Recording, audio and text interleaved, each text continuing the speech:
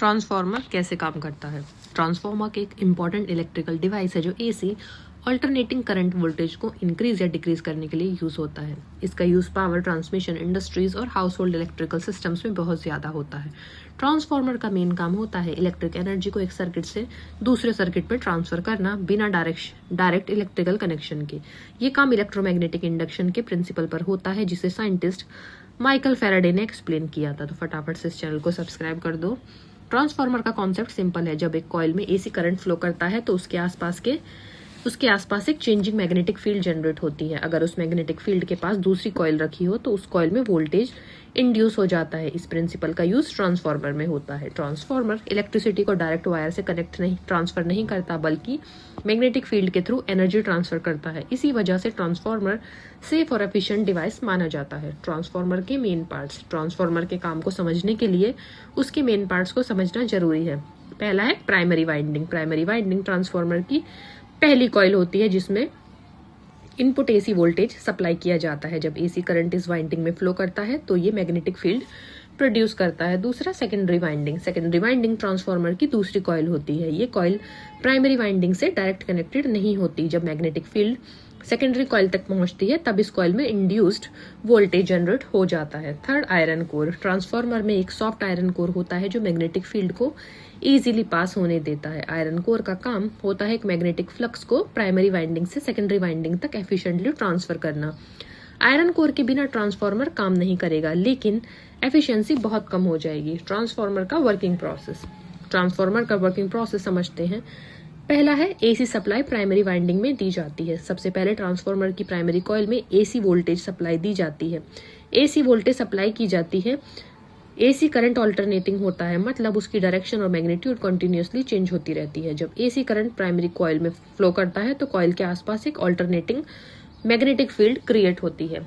Second, magnetic flux generate होता है। Primary winding में फ्लो होने वाला ऑल्टरनेटिंग करंट आयरन कोर में चेंजिंग मैग्नेटिक फ्लक्स जनरेट करता है। मैग्नेटिक फ्लक्स का मतलब होता है कि मैग्नेटिक फील्ड लाइंस का फ्लो।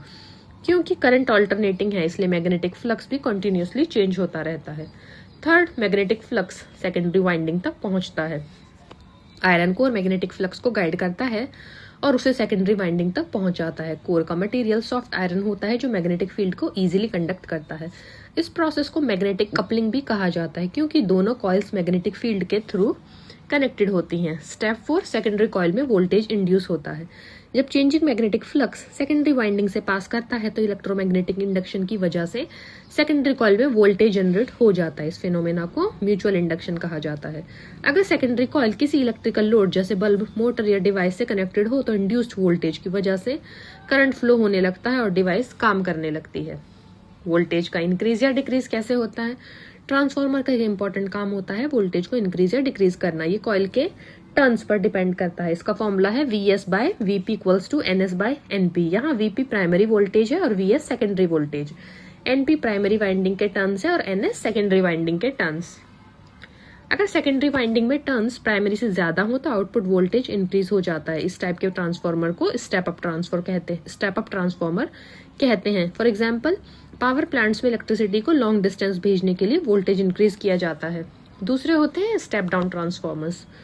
अगर सेकेंडरी वाइंडिंग में टर्न्स प्राइमरी से कम हो तो आउटपुट वोल्टेज डिक्रीज हो जाता है। इसे स्टेप डाउन ट्रांसफार्मर कहते हैं। घरों में जो इलेक्ट्रिसिटी आती है उसका वोल्टेज सेफ लेवल तक रिड्यूस करने के लिए स्टेप डाउन ट्रांसफार्मर यूज होता है। ट्रांसफार्मर में एनर्जी ट्रांसफर का प्रोसेस इंटरेस्टिंग होता है। प्राइमरी और सेकेंडरी कॉइल्स के बीच डायरेक्ट इलेक्ट्रिकल कनेक्शन नहीं होता। एनर्जी का ट्रांसफर मैग्नेटिक फील्ड के थ्रू होता है, इसलिए ट्रांसफार्मर में इलेक्ट्रिकल आइसोलेशन भी पॉसिबल होता है जो सेफ्टी के लिए इंपॉर्टेंट होता है। Transformer generally high efficiency device होता है। इसकी एफिशिएंसी 95% से 99% तक हो सकती है। एफिशिएंसी का मतलब है कितनी input power useful output power में कन्वर्ट हो रही है। कुछ एनर्जी लॉसेस भी होते हैं जैसे copper loss, hysteresis loss, eddy current loss, लेकिन प्रॉपर डिजाइन और मटेरियल से इन लॉसेस को काफी कम किया जाता है। रियल लाइफ एग्जांपल में सोचिए, ट्रांसफार्मर में प्राइमरी 100 टर्न्स है और सेकेंडरी कॉइल में 200 टर्न्स। अगर प्राइमरी में 100 वोल्ट इनपुट दिया जाए तो सेकेंडरी में अप्रोक्सीमेटली 200 वोल्ट आउटपुट मिल सकता है। इस केस में ट्रांसफार्मर वोल्टेज को डबल कर रहा है, इसलिए ये स्टेप अप ट्रांसफार्मर है। ट्रांसफार्मर एक बहुत इंपॉर्टेंट इलेक्ट्रिकल डिवाइस है जो मॉडर्न पावर सिस्टम्स का असेंशियल पार्ट है। ये इलेक्ट्रोमैग्नेटिक इंडक्शन के प्रिंसिपल पर काम करता है और इलेक्ट्रिक एनर्जी को एक सर्किट से दूसरे सर्किट में ट्रांसफर करता है। ट्रांसफार्मर का वर्किंग प्रोसेस सिंपल है। प्राइमरी कॉइल में एसी करंट दिया जाता है जिससे मैग्नेटिक फील्ड जनरेट होता है। ये मैग्नेटिक फील्ड आयरन कोर के थ्रू सेकेंडरी कॉइल तक पहुंचती है और वहां वोल्टेज इंड्यूस करती है। कॉइल टर्न्स के रेशो के अकॉर्डिंग ट्रांसफार्मर वोल्टेज को इंक्रीज या डिक्रीज कर सकता है। इसी वजह से transformers power transmission, industries, electronics और हाउस होल्ड इलेक्ट्रिकल सिस्टम्स में वाइडली यूज होते हैं। उनकी हाई एफिशिएंसी, रिलायबिलिटी और सिंपल डिजाइन की वजह से ट्रांसफार्मर्स इलेक्ट्रिकल इंजीनियरिंग का एक फंडामेंटल और इंडिस्पेंसेबल डिवाइस बन चुका है। तो फटाफट से ऐसे ही और इंटरेस्टिंग टॉपिक्स के लिए इस चैनल को अभी सब्सक्राइब कीजिए।